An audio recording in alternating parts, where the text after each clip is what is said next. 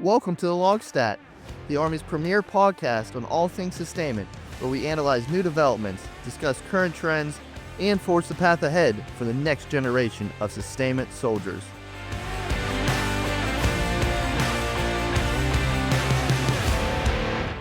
Hello, everyone. Welcome back to another episode of the LOGSTAT. I'm your host, Captain Garett Pyle. Today's episode will be focused on the soon-to-be Iron Majors and how they can not only survive, but thrive during their first challenge at the Command and General Staff College for intermediate level education at Fort Leavenworth, Kansas. So, for anyone out there about to head off to CGSC or within the coming years, this episode is for you. And for those seniors out there, use this episode as a jumping off point for some LPDs to help prepare the soldiers in your formations for this next step of their careers.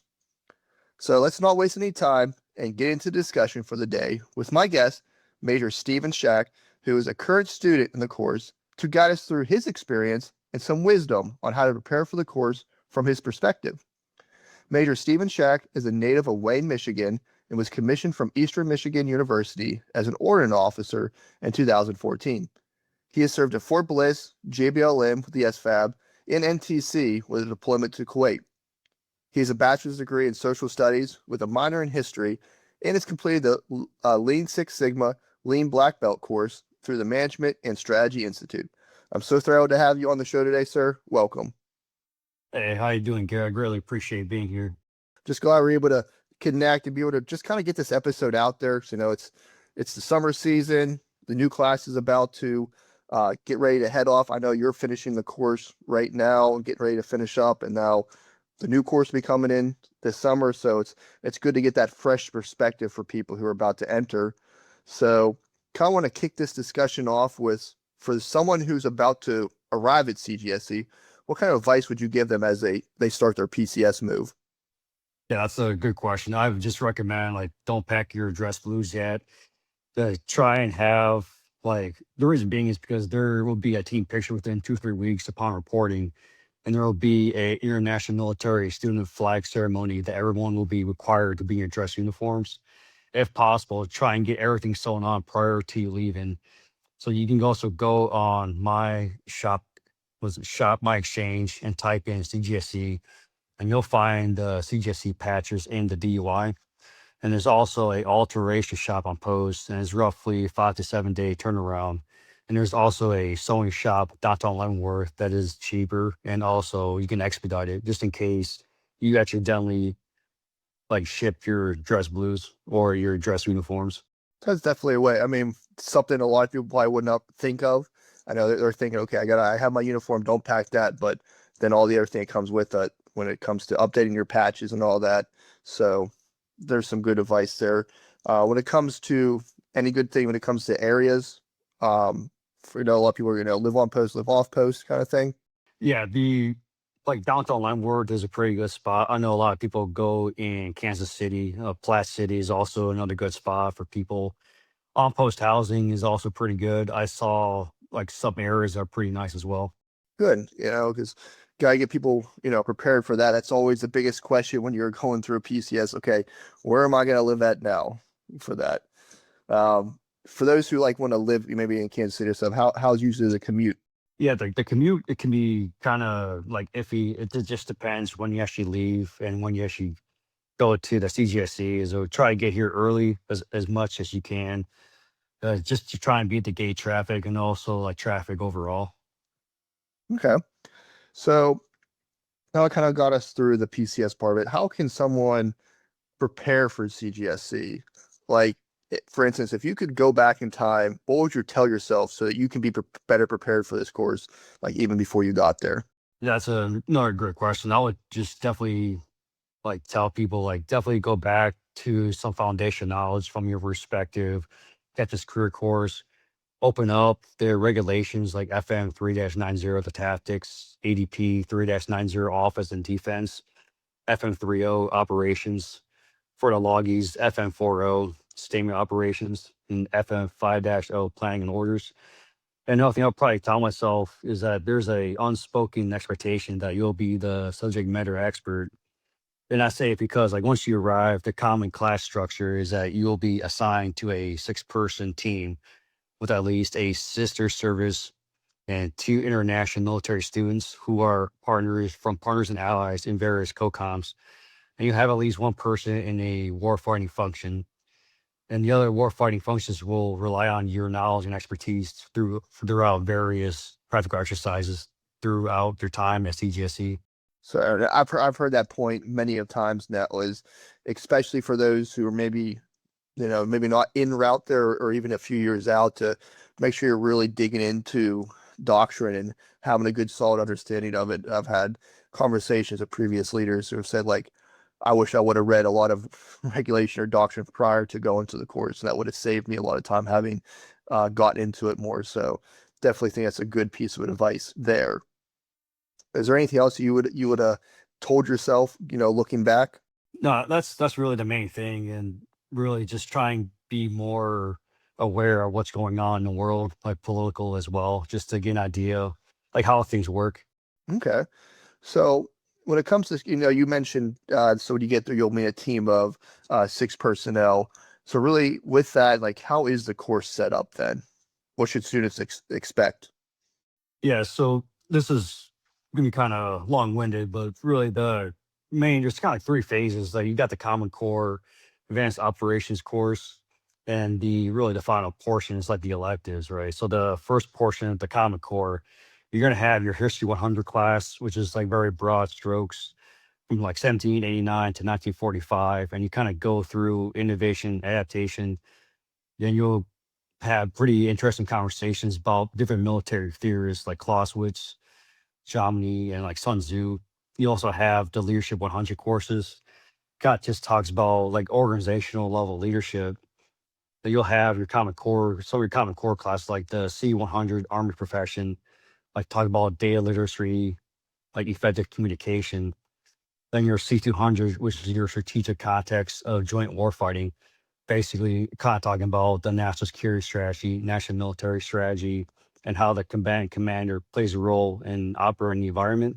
Next, you'll have like your C300, your joint operations, kind of your fundamentals, and you kind of need capability briefs from different services. For instance, the Marines, who kind of talk about the Marine Expeditionary Unit. Next is the C400, the multi-domain operations, basically kind of go through like the Army operations, the tenets, imperatives of NDO, Operation Art. Then you'll have the C500, the joint planning process, which is kind of using the C200, C300, and C400 as like a foundation at the strategic level practical exercises. Okay. So when you're going through all these, is it, and then those are all for Common Core? Then correct. That's is for Common Core. Then really the last thing is your X100, which is it's like 2 different parts of it. One is at least for this year, there's a paper meant to articulate various like learning objectives from the Common Core the entire time. And you got to answer a prompt. There's like 5 different prompts where the student can pick. Then followed by that, there is a oral board where you'll be sitting in front of like at least 3 instructors, a mix of like different departments, like the tactics, the joint history of leadership, and the sustainment force management. Then basically they'll be kind of assessing your knowledge and your application of all the Common Core concept that's in your paper. Okay. Now, when you're going through this and you're with that team of 6 through all these different classes, then? Oh yeah, sorry, it's 16, but yes, throughout the entire time until electives, you're pretty much with your entire team throughout the entire school year. Okay. And you, like, did you, just to clarify, you had 6 or 16? It's 16. Okay. So 16. Okay. So you're with them pretty much the whole time. And then when you're going through this, is it like, feels like you're back in college, then jumping between all these different classes? Yeah, you're pretty much like stuck in your own like classroom, and you have different instructors like teach, and you'll have your schedule laid out for you about like 3-ish weeks, 4 weeks out. So you get an idea of who's really going to be instructing, and also the various subjects. Okay. So you go through, you complete Common Core, and next you move into AOC. Yes, then the really once you go through, you pass the X100 board and the paper, then you go through kind of the advanced operations course, and these actually build upon each other, so you can't really just brain dump like one block, brain dump, the next one. So first is like the whiskey 100 is the MGMP at the brigade echelon with an op order. Then like whiskey 200, you're kind of doing a practicum, like deploy a division. But it's kind of like a unit movement practicum in like two parts. The first one is fort to port. The second part is port to fort in the exercise name. Then whiskey 300, you're going to be a staff at the core echelon operations and kind of going through the different working groups, like the intel working group, targeting working groups, etc. Then the whiskey 400, just like division operations, like how a division fights and the different command posts. Then it wraps up with the whiskey 500, the rapid decision synchronization planning process and the wet gap crossing. Then near the end, we kind of do like a red versus blue simulation from classes. You kind of execute the plan. You guys just plan, rehearse. Okay. So I think this goes into a point where we talked about at the beginning. A way to prepare is making sure you have a good understanding of the full MDMP process before you hit ground there. Yeah, that's definitely a hard fact, and definitely just don't shy away from it. Just get ready, like reread the NDMP process, make sure you understand it. Okay, so you get through that, you complete that. It's like you just have what, one little part then left after that? Yes, and the advanced operations course pretty much builds upon each other. Like you're gonna have the whiskey 100 up to whiskey 500, and like during this time, you'll have the history 400 and leadership 400 classes. So for the advanced operations course, whiskey 100 is the MDMP at the brigade echelon with an op order. Then whiskey 200, you'll deploy the division with is basically a unit movement practicum in like two different parts, the fort to port, and part two is port to fort. It's basically is an exercise name. Then whiskey 300, you have the core echelon operations. You kind of go through the different working groups, like the intel working group, sustainment working group. Then whiskey 400, you had the division operations, like how a division fights. Then whiskey 500, you have the rapid decision making, synchronization planning, and the wet cat crossing. Then from there, you do like a red versus blue simulation from classes, and you kind of execute the plan you just rehearsed. Okay. So then once you complete that, you still have more courses then? Yes. Then after that, really, you kind of have like your history 400, then your L400 happen at the same time. So the time management is definitely key when you're going throughout CGSC. So History 400 is America's quest for decisive victory from 1930 to 2017. And during this like block of instruction, you kind of go through like Mahan, Corbett, and Duhay. It's based like maritime theory, go through World War II, talk about the nuclear age, the Korean War, Vietnam. And leadership 400 is like the art of command, kind of like your role as a staff to a commander. What's the differences? Talk about moral courage. Okay. So that's a good breakdown, kind of gives the audience an understanding of, hey, if I'm about to head here right now, this is kind of like what I should be expecting throughout the year. And of course, things can change every year. Courses can change. Having been an instructor at the career course, I understand how stuff can update and change. But what is it like going through all of that, working with the other warfighting functions? And what advice do you have to help integrate with them more efficiently? So my biggest advice is, let's say for example, the combat arms move maneuver like folks. I would definitely like try and like speak in their language, like try talking time, distance, combat power, talk about like class three ball, class five munitions. I kind of describe to them what the risks, tell them what the plan allows, what risk it creates, and where they can actually culminate, and kind of get them to help them get to a yes, right? Then the next one that I think is pretty important is like protection, kind of thinking about like threats, survivability, like risk reduction, and kind of talk to them, describe the intel, like personnel. Like we are like pretty vulnerable. Like we have soft nodes and critical casualty evacuation links like all throughout the area. Another example is like the MPs, like understanding the capabilities like crowd control, traffic management, and like convoy security. And kind of like the end all be all, basically, to know and understand the doctrinal offense and defensive NATO graphics and what it means. First is like understand and know what a sees versus retain, graphic looks like a screen versus guard, etc. Because you could be working with a partner or ally that English is not their primary language, and all you really have to read are just graphics on the map, and you don't have an interpreter with you.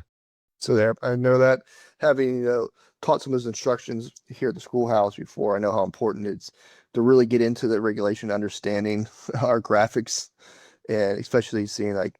And I think you brought up a good point. Is sometimes there's that language barrier. Those graphics can help bridge that gap there and just create a common understanding. So really knowing and understanding your graphics before you hit the ground.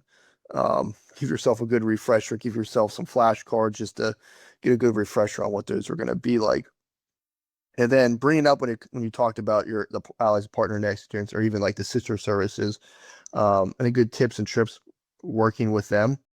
Yeah, the most interesting thing about the sister services and the or allies and partners across the different co-coms, so they have a very unique like perspective on how they do military operations, and not just sustain, but also how they do combat, do move and maneuver, the intel, etc. So try and get an idea like how they operate and try and implement that and put that in your toolkit helps a lot.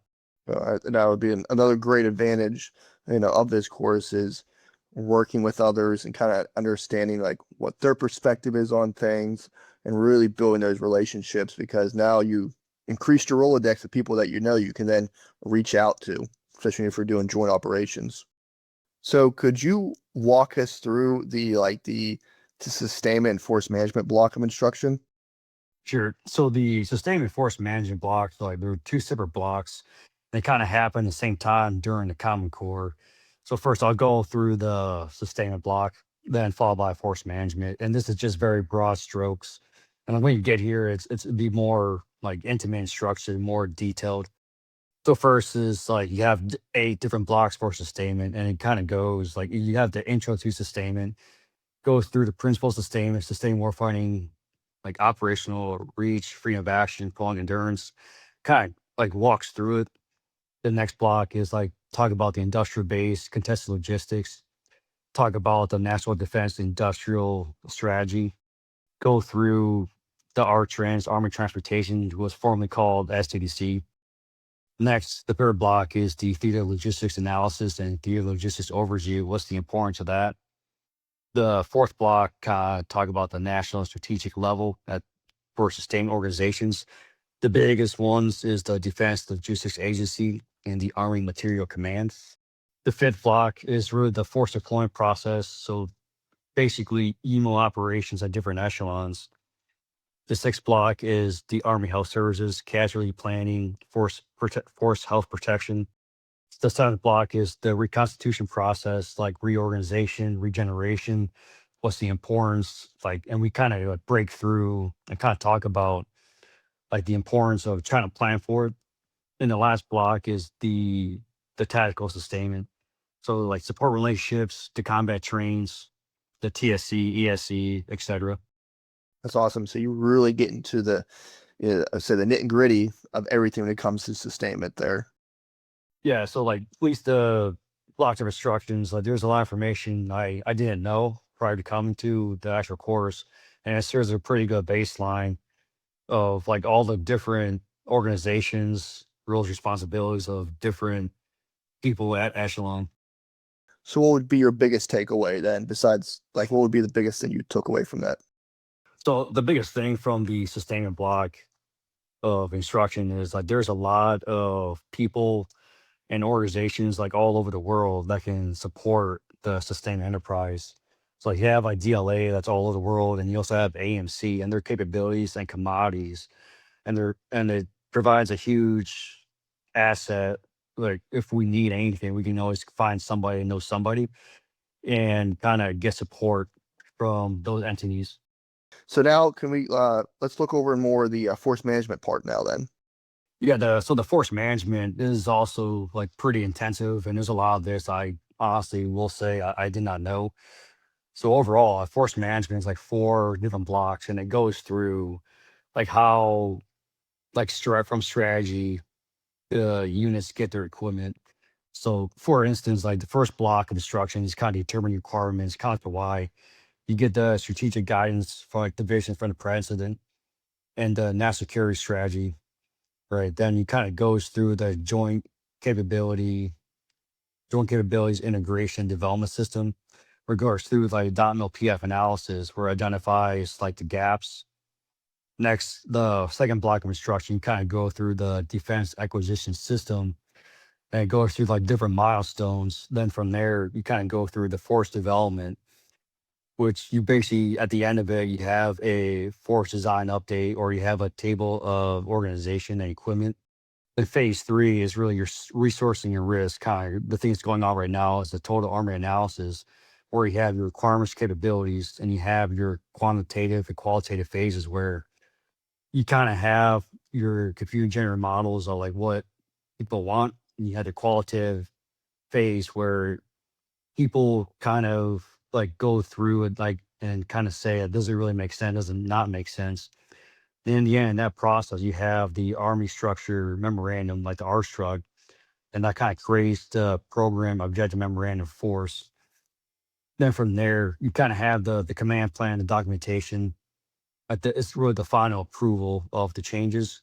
Then you go through the planning program, budgeting, and execution, like how is all this going to get paid for? Then the last block is really the integration uses, kind of the move in sort of say analogy. So you have the force integration. It's kind of the checklist. Okay, does it meet the structuring? Does it meet the equipment? Does it meet the training, etc. Then the last part is really the regional aligned readiness and modernization model, where it goes through like the training windows, modernization, like windows of equipping. Then at the end, that's when usually the unit will have the set equipment. Now, for clarify, is this during the Common Core part? Yes, correct. Okay. Now, just hearing you describe and talk about this, something like, man, wish I would have had some courses on this already, just to be able to understand that force management. So it definitely sounds it's very intense, but it'd be a lot of great knowledge and something to be able to really help you as a field grade. Yeah, it's definitely helpful and definitely it's a good understanding on how the army works, like at echelon, and how basically force management works. What would so then same question before? So what's your biggest takeaway there?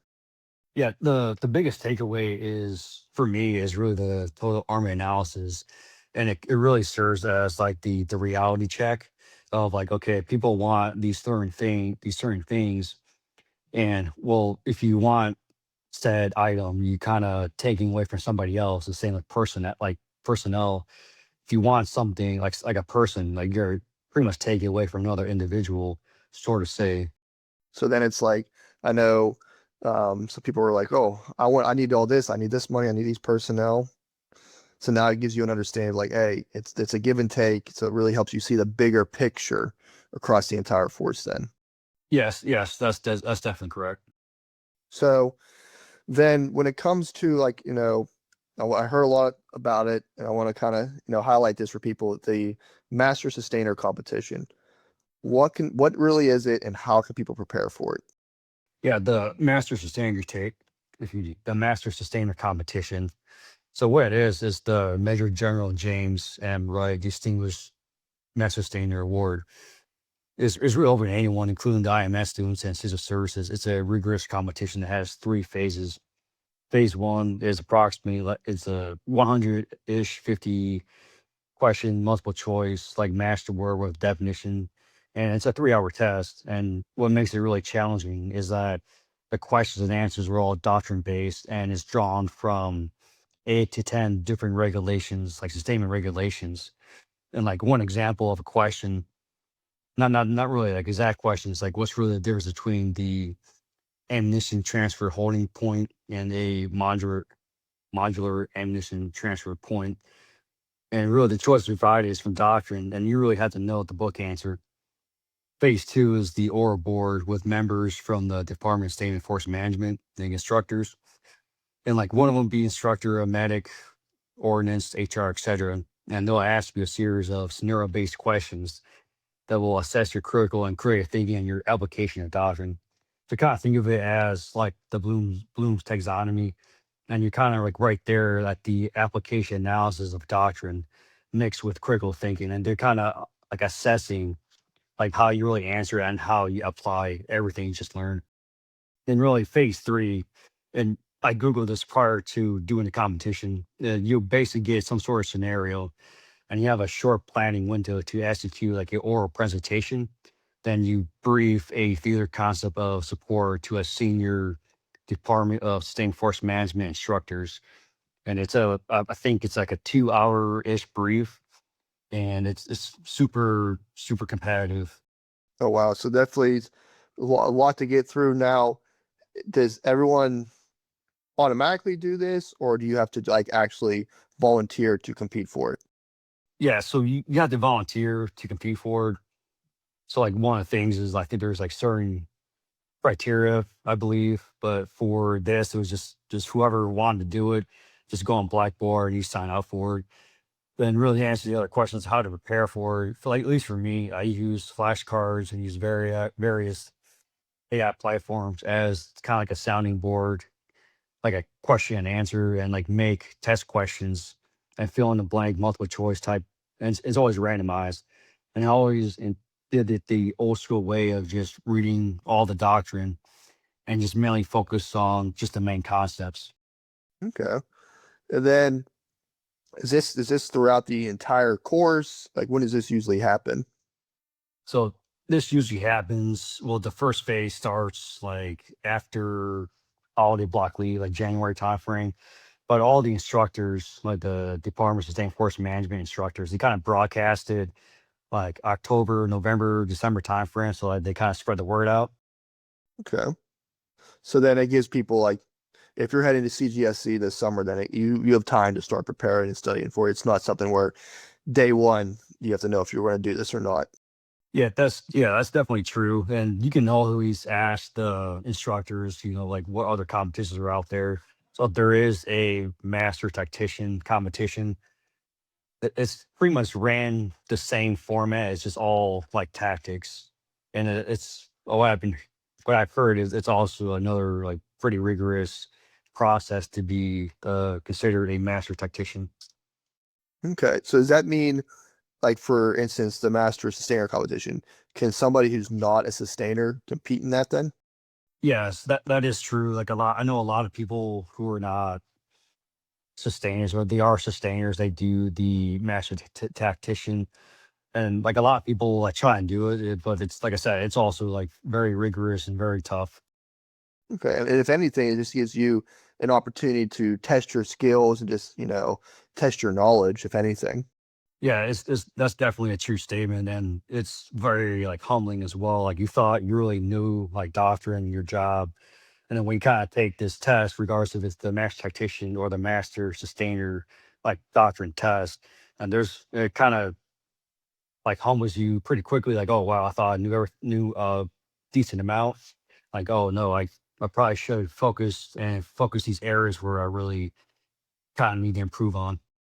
So I definitely it's a good just opportunity for those out there. Just take advantage of it.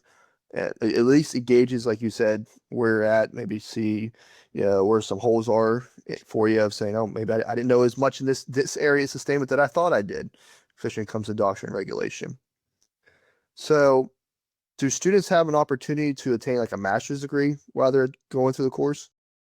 Yes. So, like, one of the things that is broadcasted early on when you're kind of in processing, the education department in University of Kansas, they have some people here that kind of like show and kind of like broadcast the different programs. So one of them is the supply chain management. That's where a lot of the sustainers do.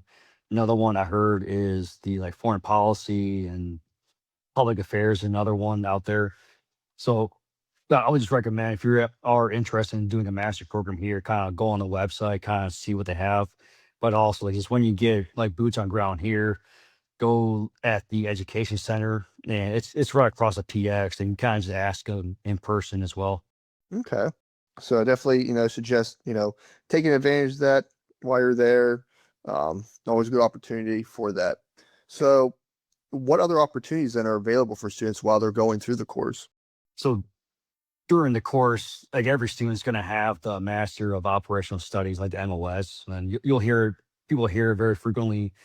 Next is what's commonly called like SAM, the School of Advanced Military Studies, and that's basically like another like I see said like a master's, and it's like a 20, and then at the end you have to produce like a 20 odd page like monograph. The next one is the Master in Military Art and Science, and this one you have to it's like another master's from what I believe, and it's roughly 60 to 100 pages. And it's kind of the same like framework. You kind of pick a topic you're passionate about, then you write about it. And there are throughout the school, like there's like certain gateways slash milestones that instructors will check on you, make sure you're meeting those benchmarks. And really the last thing is the electives, like the warfighting application.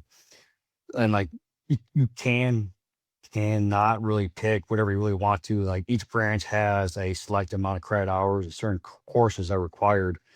Like one example is like you have independent study, you can pick a topic, write papers. There's joint operations, like courses, history courses. There's courses for homeland, defense support of civil authorities. You can get a certificate for that. There are like tactical courses like the NDNP, urban operations, and for sustainment, there is the Theater Sustainment Planners Program course, and also the Operation Contract course here as well. And that's just scratching the surface. Like there's a lot of ASIs and certificates that students here had the opportunity to get. Well, that's very good to know for people out there. Just like, okay, not just getting your going through the course. There's a lot of other opportunities like this that you can really help sharpen your toolkit as you hit the road running once you finish this.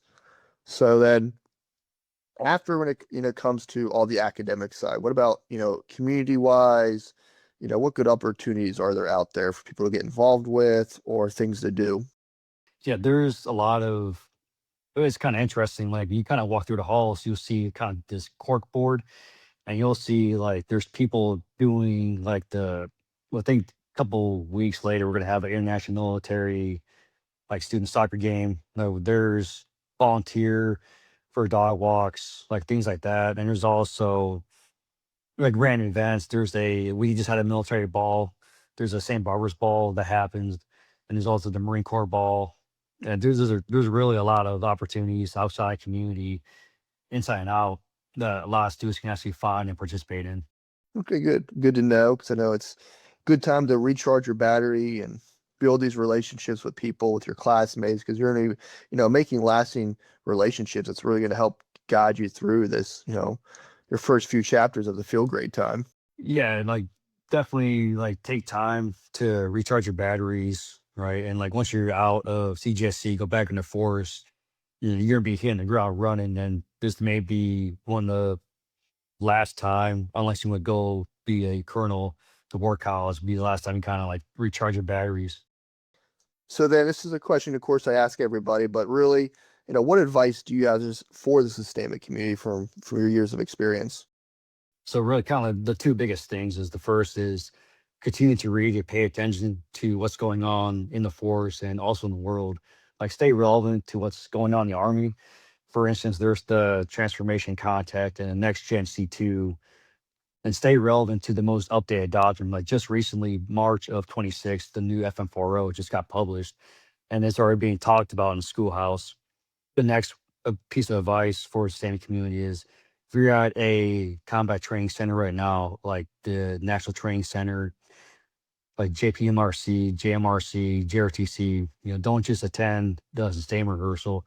Go see the IC fires in the car and see how that's executed and see what the intel fires and movement and maneuver forces focus on and what they really care about. If you understand what other warfighting functions focus on and care about, the easier it is to anticipate the requirements and be able to like speak their language and be able to better support them. Oh, well, thank you for that. I think that's some good advice for out there. And like you said, get out there, see the way the other different warfighting functions are doing things. Like if you don't have a seat at the table, get yourself out there, make yourself a seat at the table so you can continue to take all that wisdoms around there. And it's really going to help make you a better multifunctional logistician at the end of the day. So to everyone out there, remember that everyone's experience is different. And I'm so thankful, sir, that you came on the show today to walk us through yours. And, you provide some solid wisdom for how students can prepare for the course, be successful for the course, and just things that they should be able to expect there. So, as always, I know people want to send their cards and letters. So, where can people find you at if they have any additional follow-up questions? Yeah, I'm in global and I'm also on like MS Teams. So I'm pretty easy to find. I'm the only like major shack in the U.S. Army. No, perfect. I just want to thank you, sir, once again for taking the time to meet with me virtually today. This was a fun conversation. I know your wisdom is going to help out a lot of people, especially those who are about to be on their way to CGSC. So thank you so much. Yeah, I really appreciate it again. So, as you heard today, CGSC is an excellent opportunity to sharpen your toolkit and provides a magnitude of opportunities for soldiers as they cross over from a company grade to a field grade officer.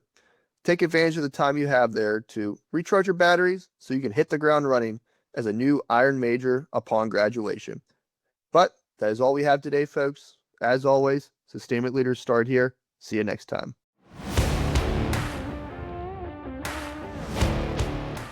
Thank you for listening to another episode of the LOGSTAT. We hope you enjoyed today's conversation. Please share this episode across your formation and leave us a review. If you have a topic you'd like to hear discussed, then please reach out to us at armysustainment@army.mil or directly to me on Global at garett.h.pyle.